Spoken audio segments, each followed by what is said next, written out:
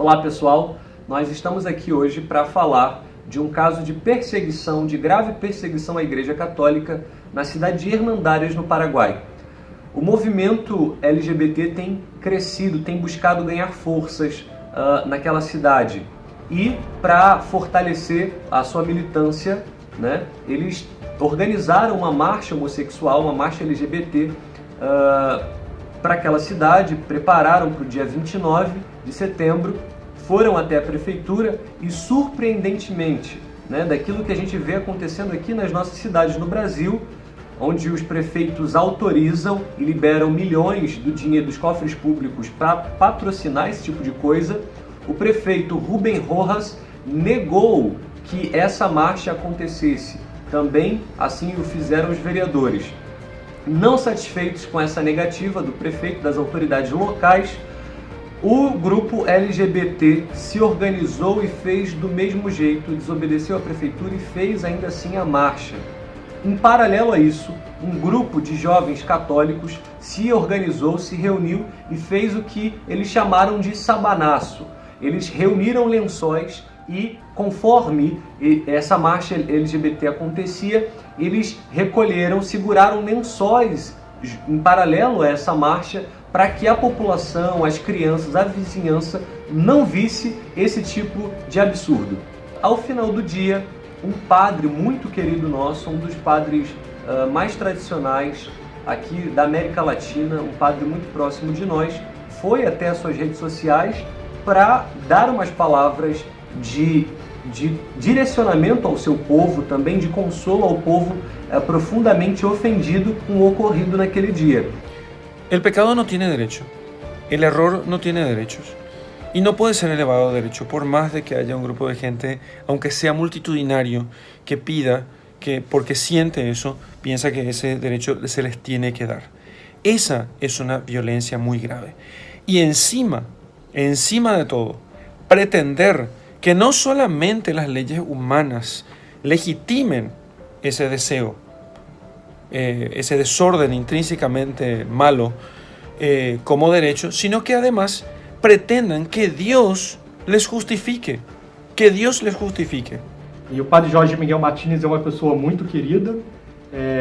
A comunidade missioneira de Jesus dele é talvez a maior iniciativa católica de todo o Paraguai, e nós temos muitos amigos no Paraguai enquanto Liga Cristo Rei, um centro físico que faz parte da Liga Cristo Rei, que é o Centro de Pedro Juan Cabaleiro, e dois outros centros com um nível de maturidade que tem crescido muito, que é o de Cidade Leste e também de Hernandarias. Então, a gente teve a oportunidade de conhecer todas essas grandes obras católicas. Eu fui ao Paraguai 2 vezes esse ano já e passei por essas 3 cidades. O padre Jorge Miguel é muito querido e, ao mesmo tempo, depois desse vídeo, que foi um vídeo excelente, a gente vai disponibilizar para vocês explicando toda a doutrina da igreja. Nós sabemos como é que é o modus operandi de todo esse lobby LGBT, eles não deixariam barato.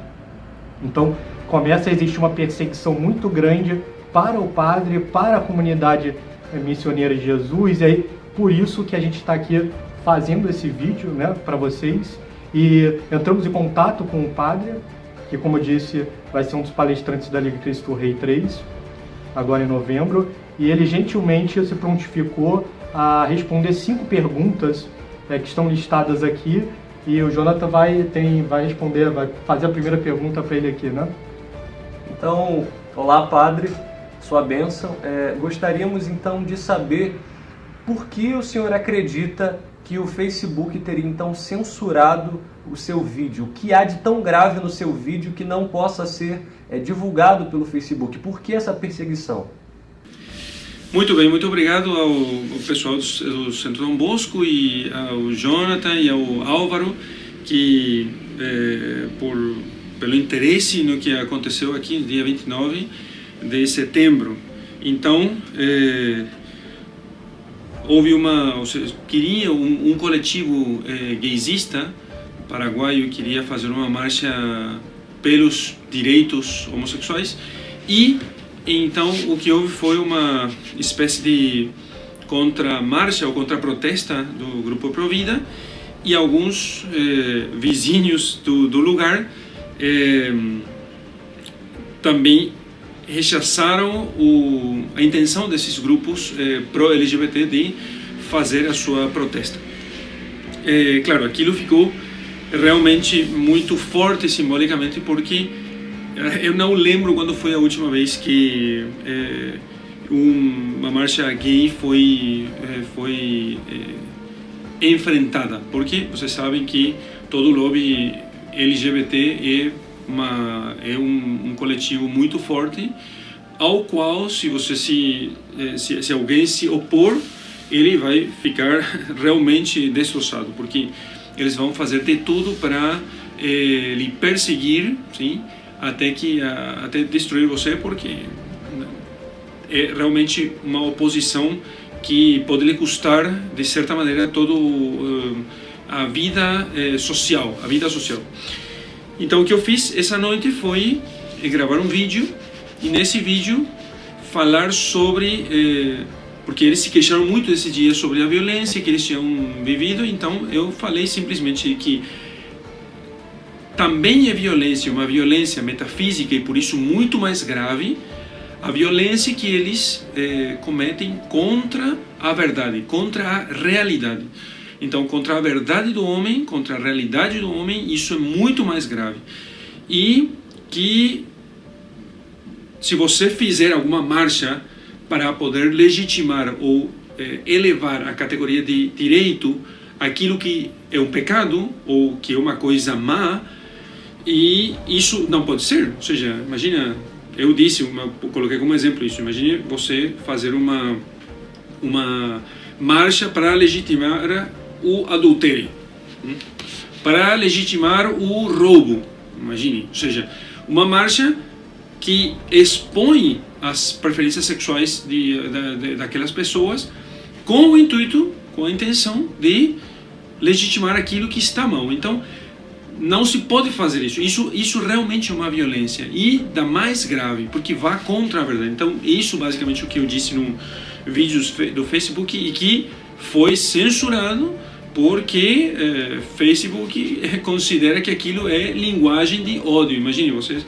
falar a verdade agora é uma linguagem de ódio. Esse foi o problema fundamentalmente.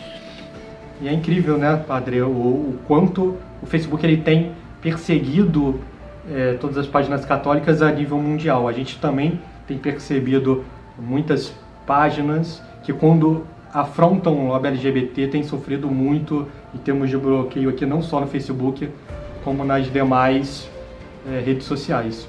E uma segunda pergunta que a gente gostaria de fazer para o senhor é como que o senhor imagina que esteja organizado, como está o estágio do lobby LGBT aí no Paraguai? Sim, muito bem. Então, aqui no Paraguai, a agenda LGBT está avançando lentamente, mas com passos firmes, lentamente, mas com passos firmes, porque, como em todos os países da América Latina, o povo é, em geral, muito conservador em suas tradições culturais, religiosas também. E então, mas a agenda tenta se impor por via política, ou seja, constantemente se impor por via política. Então, no parlamento, nós temos uma quantidade hoje muito preocupante de parlamentares que são afins à ideologia de gênero, ao lobby LGBT, e então isso nos coloca numa situação de verdadeiro risco. Além de que toda a imprensa, ou quase toda a imprensa, principalmente a imprensa mainstream, ou seja, os principais jornais do Paraguai, tenham muitos jornalistas que são favoráveis à ideologia de gênero. Então, isso realmente é preocupante aqui no Paraguai.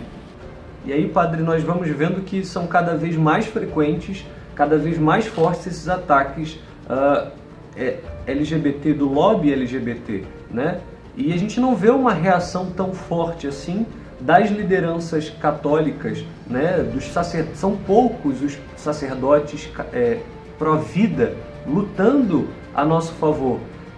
Há algum movimento, que outros movimentos católicos estão auxiliando aí no Paraguai em defesa da vida? Muito bem.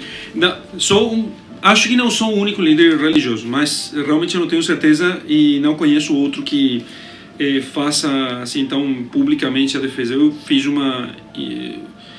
tive uma intervenção, ou seja, fiz uma exposição no Parlamento paraguaio, na sala bicameral do Parlamento paraguaio faz uns 2 anos, acho que faz 2 anos, onde eu expus mais ou menos 3 ou 4 minutos, junto com outros líderes pró-vida, muitos católicos e não católicos nessa oportunidade, em contra de livros do Ministério da Educação que eles tinham no currículo desses livros, no conteúdo, questões de gênero, e tentando dar para as crianças conteúdo que legitimasse a homossexualidade como um estilo de vida bom e desejável para o povo. Então, para que as crianças comecem a aceitar aquilo, a pensar que aquilo era normal que algumas crianças tenham dois pais, outros 2 mães, coisas desse tipo. Então, mas existe realmente muitos líderes católicos aqui e que estão trabalhando para poder frear a agenda de gênero e que trabalham muito, ainda que não tenham muito apoio, e até faz 2 anos o povo realmente estava um pouco dormido, né? Muito pouca gente sabia dessas coisas e desse problema do avanço da agenda LGBT na educação e na política. Hoje é mais visível. E desde aquela reunião na sala bicameral do parlamento, as pessoas, em geral, o povo, ele acordou mais. Faltam muitos líderes, certamente, e os líderes que estão precisam de todo o apoio e realmente sempre nessa luta pelo bem das crianças, pelo bem da sociedade, para que não se instrumentalizem não sejam instrumentalizados aqueles que têm tendências homossexuais e que, no entanto, eles levam isso com sacrifício e procurando se curar, não? Então eles é uma instrumentalização do que eles sentem, do que eles vivem, em prol de pequenos grupos que têm uma agenda política, não? Tem uma agenda política.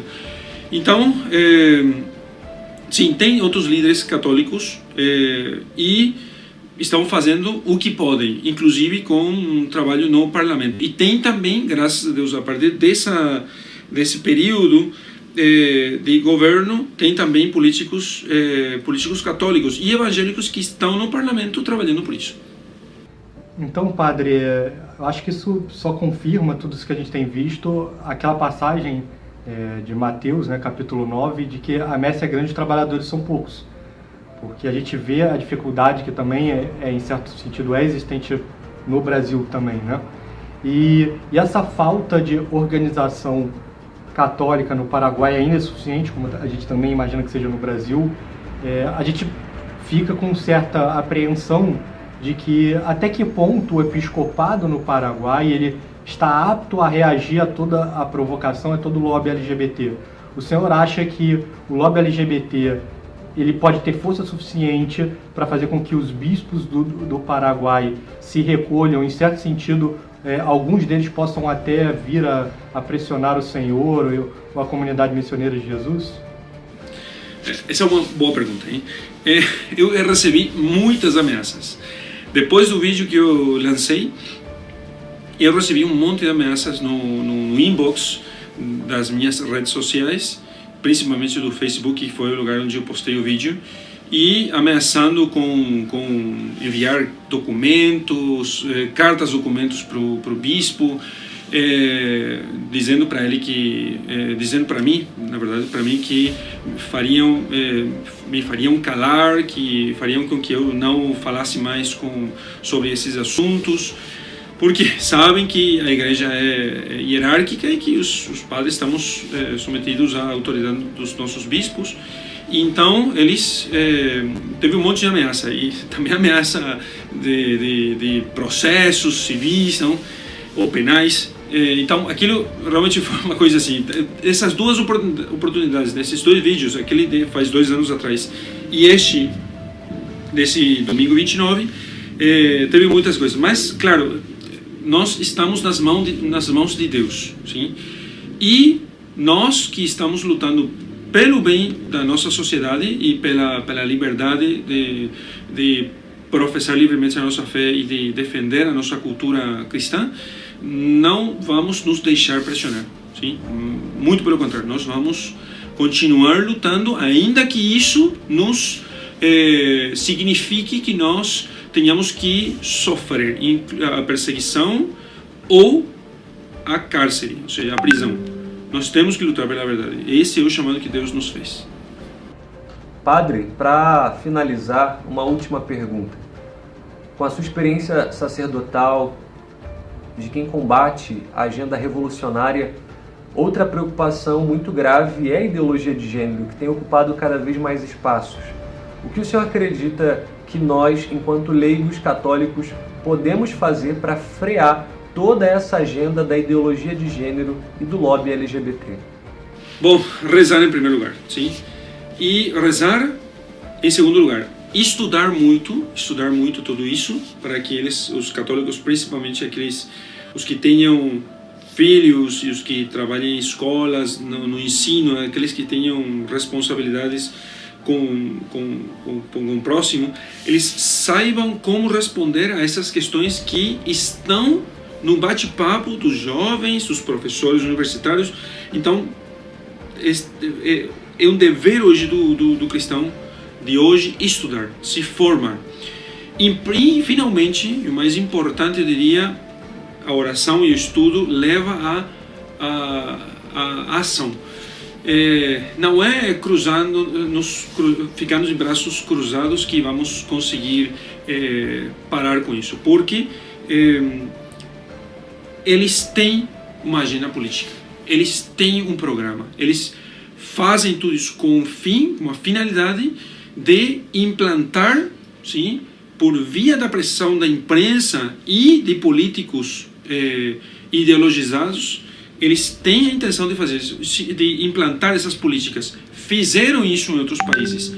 Se nós católicos não lutarmos, se nós nos deixarmos pressionar e mais nos deixarmos calar, principalmente os leigos, sim?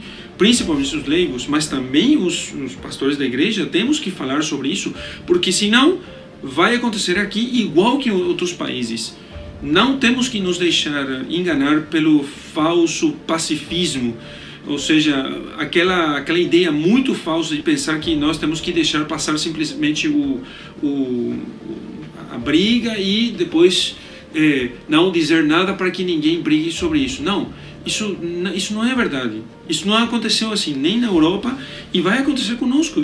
Se é que nós não lutarmos sem violência, certamente, ou seja, sem uma violência injusta, se nós não lutarmos, não manifestarmos a nossa oposição, os políticos que estão, muitos deles, pagados pelas grandes corporações internacionais, eles vão aprovar leis que vão nos amordaçar e leis que vão nos colocar os cristãos atrás das grades.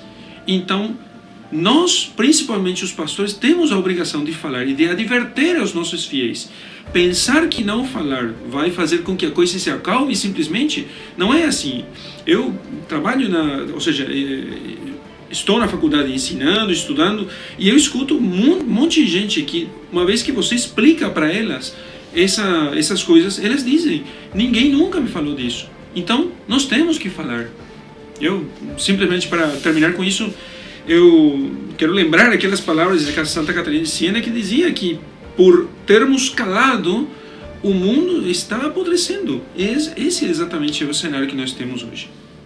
Muito obrigado, Padre, por todas as respostas, por disponibilizar esse tempo aqui conosco. E para vocês que estão nos assistindo, eu peço que divulguem o vídeo, porque é muito importante um apoio tanto do povo brasileiro quanto do povo paraguaio para a comunidade missioneira de Jesus, do padre Jorge Miguel, que é, na nossa avaliação, como que um Padre Paulo do Paraguai, e essa comunidade que tem dado tantas grandes vocações para a Santa Igreja Católica. Então, divulguem e defendam essa comunidade no Paraguai, e nós nos comprometemos também a qualquer novidade que surgir nas próximas semanas sobre esse caso, vamos trazer para vocês, então acompanhem nas redes.